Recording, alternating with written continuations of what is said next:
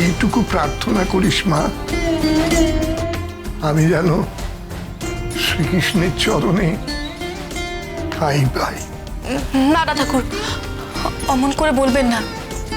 আমারও তো কেউ নেই, আমি আপনাকে কোথাও যেতে দেব না, কিছুতেই না। পাগলি মেয়ে কোথাকার, ডাক এলে কেউ আর তাকে আটকে রাখতে পারে না রে। আমার শ্রীকৃষ্ণের অসীম কৃপা, শেষ বয়সে আমি তোর মতো একটা নাতলিকে পেলাম রে মা।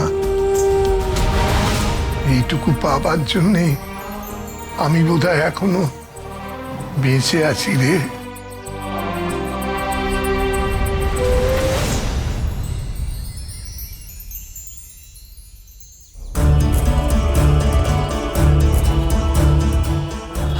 আপনি কি প্রফুল্লকে কোথাও দেখেছেন? না না, আমি দেখিনি।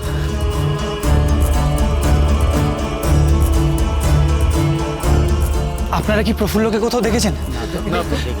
একটু একটু ভেবে দেখুন না কোথাও দেখেছেন কিনা।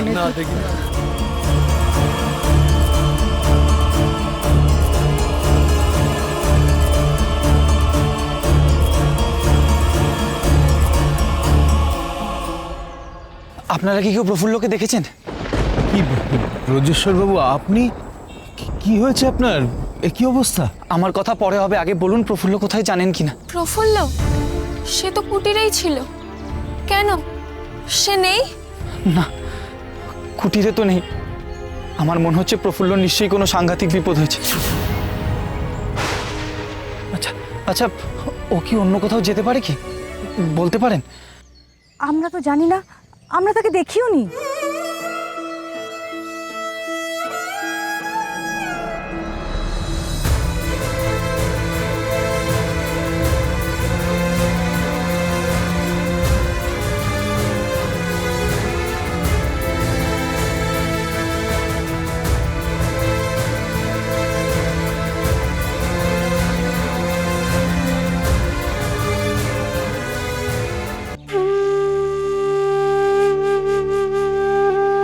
ও কি রে নাতনি, মুখটারাম আষাঢ়ের মেঘের মতো ম্লান হয়ে গেল কেন?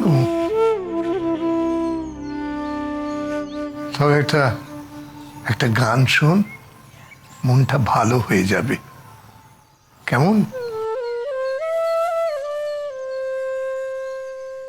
রাই জাগো রাহি জাগো হো হো, সুখ সারি বলে। রাই জাগো রাহি জাগো হো হো হো, সুখ সারি বলে। সুখ সারিরে রহব শুনি, সুখ শারীরে রব শুনি, যাকে লড়াই বিনোদিনী। আপনি জাগিয়া রাই কানুরে জাগাইলে। রাই জাগো সুখ সারে বলে। রাই জাগো সুখ সারে বলে।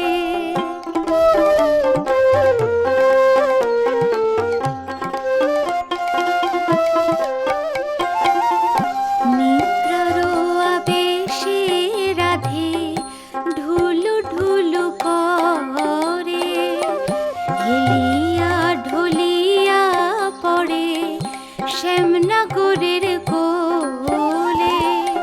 সুখ বলে ও গো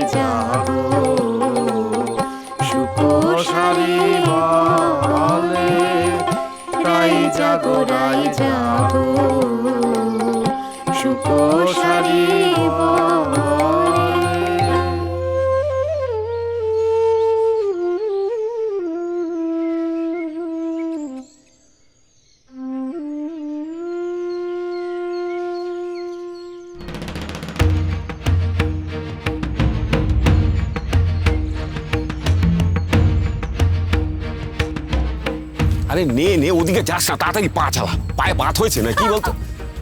আর আমি তো হাঁটতে পারি না কি তোমাদের মতন। হ্যাঁ, আমার পায়ে ভীষণ ব্যথা। আমি পারবো না যেতে। আর তুমি বেশি কথা বলো না। যে মদ্দা মেয়ে মানুষকে ছেড়ে পালায় সে আর যাই হোক। এই, এদিকে চলো।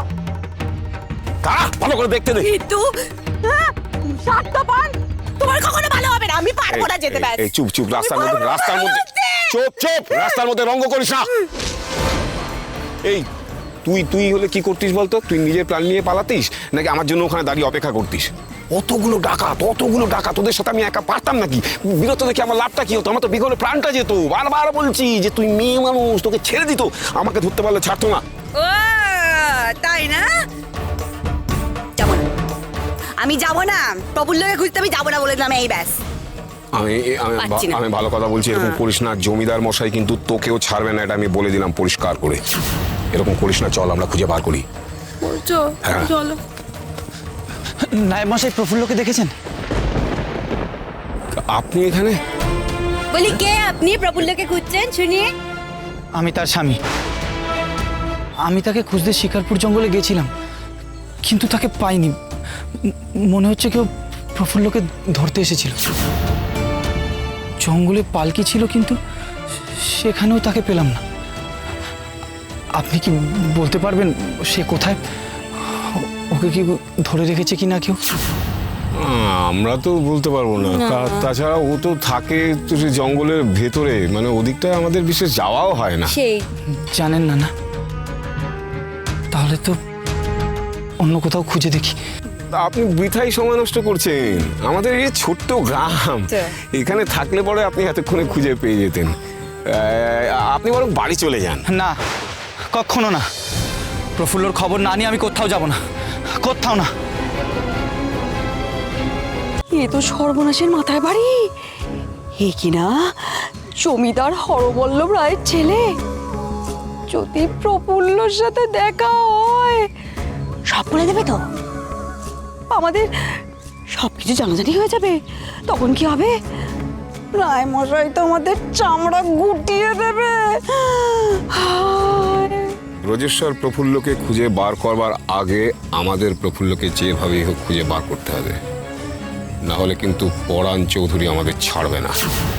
আর ওদিকে হরবল্লভ রায় যদি সত্যিটা জেনে ফেলে, কোনোভাবেই যদি তার সামনে সত্যটা প্রকাশ হয়ে যায়, তাহলে কিন্তু আমাদের পিঠের চামড়া গুটিয়ে নেবে। আমাদের একটাই কর্তব্য, যেভাবেই হোক প্রফুল্লকে খুঁজে বার করতে হবে। মরণ চাই চাই বললে কি পাওয়া যায়? চলো যাই, গিয়ে খুঁজি। ও শিগগিরই।